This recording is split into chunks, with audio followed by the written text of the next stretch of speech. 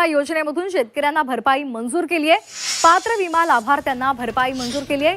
नांदेड जिल्ह्याला सर्वाधिक मदत त्यामुळे मिळणार आहे। नुकसानापोटी पात्र विमा लाभार्थ्यांना 1219 कोटी रुपयांची भरपाई मंजूर झाली आहे। जवळपास 45 लाख आपले शेतकरी जे आहेत यांचा विमा आपण उतरवलेला आहे। विमा उतरवलेल्या शेतकऱ्यांना तरी ज्यांचं पूर्ण नुकसान झालेलं आहे साधारणपणे 17,000 रुपये हेक्टरी विम्याचे पैसे मिळतील। आजची अपडेट सगळ्या शेतकऱ्यांनी लक्ष देऊ नये का? कारण सध्या शेतकऱ्यांच्या बँक खात्यावर येणाऱ्या रकमेबद्दल अत्यंत मोठी अपडेट आपल्या महाराष्ट्र शासनाकडून आलेली आहे। पेरणीचा हंगाम, खत बियाण्याचा खर्च, औषधांचा भार, मजुरीची चिंता आणि घर खर्च या सगळ्या गोष्टी एकत्र आल्या की शेतकऱ्याला हातात पैशांची सगळ्यात जास्त गरज जाणवते। अशा वेळेला जर पीक विमा, नुकसान भरपाई किंवा नमो शेतकरी योजनेचे हप्ते खात्यावर जमा होण्याची प्रक्रिया पुढे सरकत असेल तर ही बातमी प्रत्येक शेतकऱ्यासाठी अत्यंत महत्त्वाची ठरते। त्यामुळे आज आपण अगदी शांतपणे आणि पूर्ण माहिती समजून घेणार आहोत। कोणत्या जिल्ह्यांची नावे नव्या यादीमध्ये आलेली आहेत, किती शेतकऱ्यांना फायदा मिळू शकतो, कोणत्या बँक खात्यामध्ये रक्कम येऊ शकते आणि सर्वात महत्त्वाचं म्हणजे पैसे अडकू नयेत म्हणून शेतकऱ्यांनी कोणती 2 महत्त्वाची कामं पूर्ण करायची आहेत। तर शेतकरी बांधवांनो, समोर येत असलेल्या अपडेटनुसार पात्र शेतकऱ्यांच्या खात्यावर पीक विमा आणि नमो शेतकरी योजनेत टप्प्याटप्प्याने रक्कम जमा करण्याची तयारी सुरू करण्यात आलेली आहे। यावेळी हाती आलेल्या माहितीनुसार पीक विमा, नुकसान भरपाई किंवा विम्याच्या माध्यमातून काही पात्र शेतकऱ्यांच्या खात्यात 14,500 रुपये पासून 31,000 पर्यंतची रक्कम मिळू शकते। तर काही प्रकरणांमध्ये पिकाच्या प्रकारानुसार, नुकसानीच्या नोंदीनुसार आणि पात्रतेनुसार 18,000 रुपये, 22,000 रुपये, 26,500 रुपये किंवा 29,000 रुपये अशा वेगवेगळ्या रकमा जमा होऊ शकतात। त्यासोबतच नमो शेतकरी योजनेबद्दल सुद्धा मोठी चर्चा सुरू झाली। आधी एकच हप्ता मिळेल की दोन्ही हप्ते एकत्र मिळतील याबद्दल शेतकऱ्यांच्या मनात गोंधळ आहे। हाती आलेल्या माहितीनुसार 9वा आणि 10वा हप्ता एकत्र दिला गेला तर पात्र शेतकऱ्यांच्या खात्यात 4,000 रुपयांपर्यंतची रक्कम जमा होऊ शकते। म्हणजे 2,000 रुपये नव्हे तर 2 हप्त्यांचा एकत्रित दिलासा शेतकऱ्यांना मिळू शकतो। तर बघा शेतकरी बांधवांनो, ही रक्कम प्रत्येकाच्या खात्यात एकाच वेळी येईल अशातला भाग नाही। डीबीटीची प्रक्रिया टप्प्याटप्प्याने चालते। ज्यांची माहिती पूर्ण आहे, आधार लिंक आहे, मोबाईल अपडेट आहे, बँक खातं ॲक्टिव्ह आहे, ई-केवायसी पूर्ण आहे आणि शेतजमिनीचे सगळे डॉक्युमेंट्स व्यवस्थित आहेत अशा शेतकऱ्यांची रक्कम आधीच जमा होईल। पण ज्यांच्या खात्यात नावाची चूक आहे, आधार क्रमांक जुळत नाही, मोबाईल नंबर बंद आहे, खातं निष्क्रिय आहे किंवा बँकेत केवायसी बाकी आहे, त्यांचे पैसे काही दिवस थांबू शकतात। म्हणून आजची बातमी फक्त आनंदाची बातमी म्हणून ऐकू नका, तर स्वतःच्या खात्याची आणि कागदपत्रांची व्यवस्थितपणे तपासणी करण्याची तुम्हाला संधी भेटणार आहे। कारण शेवटच्या क्षणी छोटीशी चूक झाली तरी सुद्धा पैसे जमा व्हायला उशीर होऊ शकतो। आता अनेक शेतकरी विचारतात की माझं खातं कोणत्या बँकेत आहे, यावर पैसे येणं अवलंबून आहे का? काही जण म्हणतात आमचं खातं पंजाब नॅशनल बँकेत आहे, काहींचं खातं महाराष्ट्र ग्रामीण बँकेत आहे, काही शेतकऱ्यांनी union bank of India, Indian bank, central bank of India, ICICI bank किंवा HDFC बँकेमध्ये खातं उघडून ठेवलं आहे। यावेळी सरकारने सांगितलंय की एकूण 7 प्रमुख बँकांच्या माध्यमातून शेतकऱ्यांच्या खात्यावर डीबीटीचे व्यवहार होतील। पण लक्षात ठेवा, बँकेचं नाव मोठं आहे की लहान, सरकारी आहे की खाजगी, यापेक्षा खातं ॲक्टिव्ह आहे का, आधार सीडिंग पूर्ण आहे का आणि सगळे डॉक्युमेंट्स क्लिअर आहेत का, हे असणं जास्त महत्त्वाचं आहे। खातं बंद असेल, केवायसी पेंडिंग असेल किंवा आधार लिंकिंगमध्ये अडचण असेल तर पैसा पाठवला गेला तरी सुद्धा क्रेडिट होण्यामध्ये उशीर होऊ शकतो। आता यावेळी 17 जिल्ह्यांची नावं चर्चेत आलेली आहेत। आता या जिल्ह्यांमध्ये अमरावती, अकोला, बुलढाणा, यवतमाळ, जालना, परभणी, बीड, लातूर, सोलापूर, सांगली, त्यासोबतच कोल्हापूर, सातारा, कोकण किनारपट्टीचे रत्नागिरी, सिंधुदुर्ग, रायगड आणि मुंबई जवळचं पालघर आणि गोंदिया या जिल्ह्यांचा समावेश करण्यात आला। जर या यादीत तुमच्या जिल्ह्याचं नाव असेल तर तुम्ही टेन्शन घेऊ नका। तुमचं बँक खातं, आधार लिंकिंग, मोबाईल नंबर, ई-केवायसी आणि जमिनीच्या नोंदी व्यवस्थितपणे तपासून घ्या। पण एक गोष्ट पुन्हा लक्षात ठेवा, जिल्ह्याचं नाव यादीत आहे म्हणून डायरेक्ट पैसे तुमच्या खात्यात येतीलच अशातला भाग नाही आणि जिल्ह्याचं नाव पहिल्या टप्प्यात नसेल म्हणून काहीच भेटणार नाही असं सुद्धा नाही। पात्रता, तुमचे डॉक्युमेंट्स, विम्याची नोंद, नुकसानाची नोंद, बँकेची तपासणी आणि शासनाची प्रक्रिया या सगळ्या गोष्टी जुळल्या की रक्कम व्यवस्थितपणे तुमच्या खात्यात जमा होईल। आता पहिला जिल्हा आहे अमरावती जिल्हा। अमरावती जिल्ह्यातील कापूस, सोयाबीन, तूर आणि हरभरा पिकांवर अवलंबून असलेल्या शेतकऱ्यांसाठी अत्यंत महत्त्वाची अपडेट। अमरावती जिल्ह्यामध्ये सुमारे 41,286 पात्र शेतकऱ्यांच्या खात्यावर 58,42,00,000 रुपयांची रक्कम टप्प्याटप्प्याने वितरित होऊ शकते. आता या जिल्ह्यात काही शेतकऱ्यांच्या खात्यात 16,800 रुपयांपासून 28,500 पर्यंत नुकसान भरपाई किंवा विम्याची रक्कम मिळू शकते. आपले बँकेचे तपशील आणि आधार लिंकिंग तपासून ठेवणं त्यांच्यासाठी अत्यंत फायदेशीर ठरेल. आता यानंतरचा जिल्हा आहे अकोला जिल्हा. अकोला जिल्ह्यातील शेतकरी बांधवांसाठी सुद्धा दिलासादायक बातमी पुढे आली.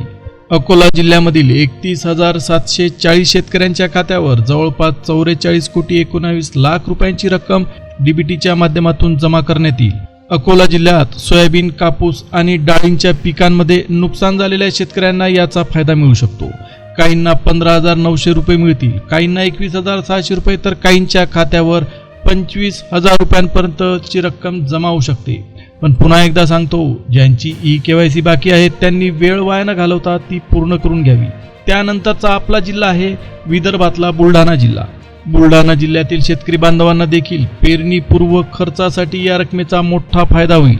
आता बुलढाणा जिल्ह्यामध्ये 52,615 शेतकरी पात्रतेच्या प्रक्रियेमध्ये असल्याचं सांगण्यात आलं असून जवळपास 71,36,00,000 रुपयांची रक्कम टप्प्याटप्प्याने वितरित होणार आहे. बुलढाणा जिल्ह्यातील अनेक शेतकरी आधीच खतं, बियाणं आणि औषधांचा खर्च उधारीवर करत आहेत. अशावेळी विम्याची रक्कम किंवा योजनेची रक्कम खात्यावर आली तर दुकानदारांची उधारी कमी करण्यासाठी आणि पुढील शेतीच्या नियोजनासाठी त्यांना खूप फायदा होईल. आता पुढचा जिल्हा आहे यवतमाळ जिल्हा.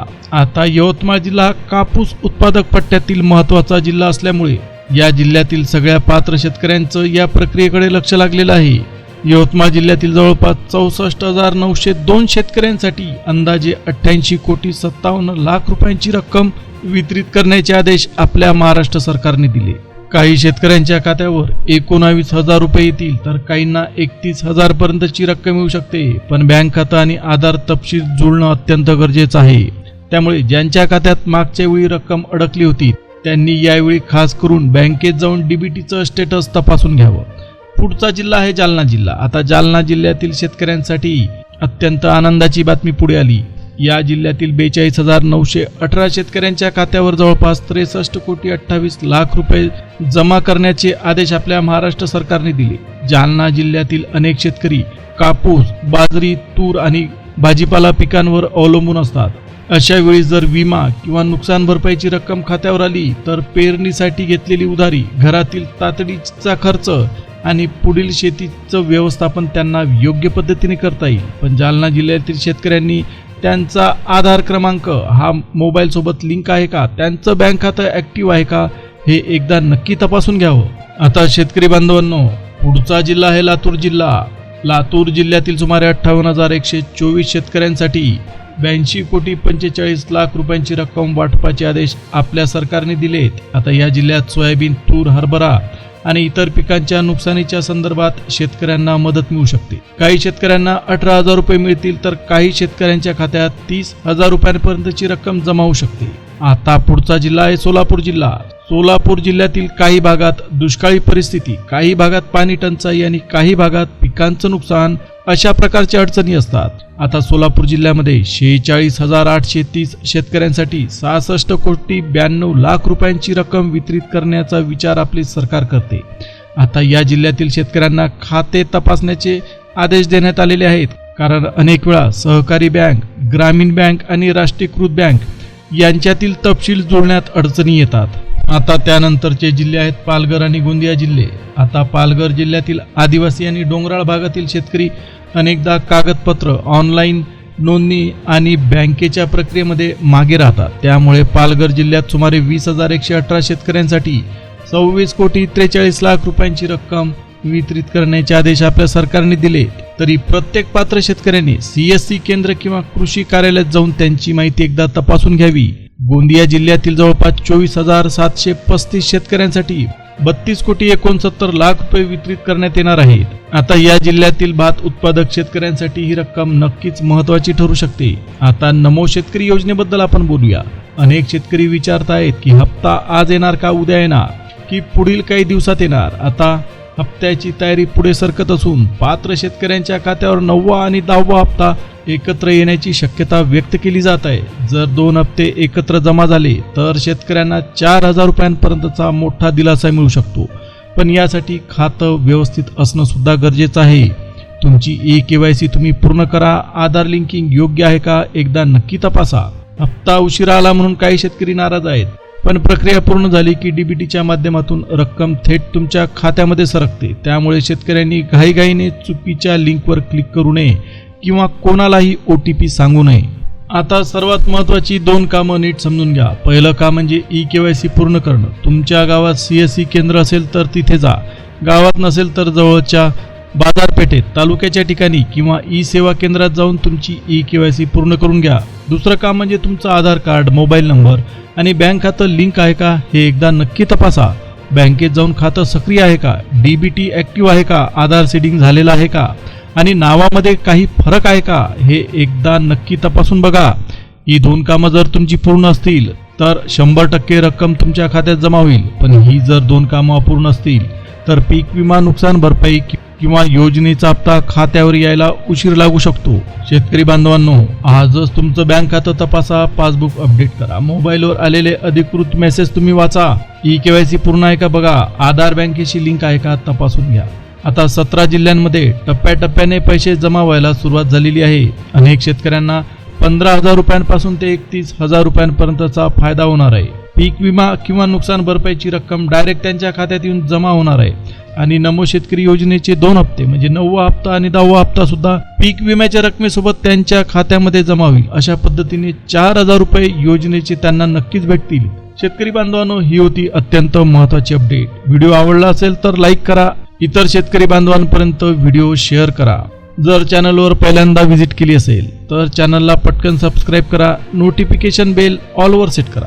कारण अशी शेती योजना, पीक विमा, नुकसान भरपाई यांच्याबद्दलची प्रत्येक महत्त्वाची अपडेट आपण वेळोवेळी घेऊन येतो. आता पुन्हा भेटूया एका नवीन अपडेटसह, नवीन माहितीसह. तोपर्यंत धन्यवाद.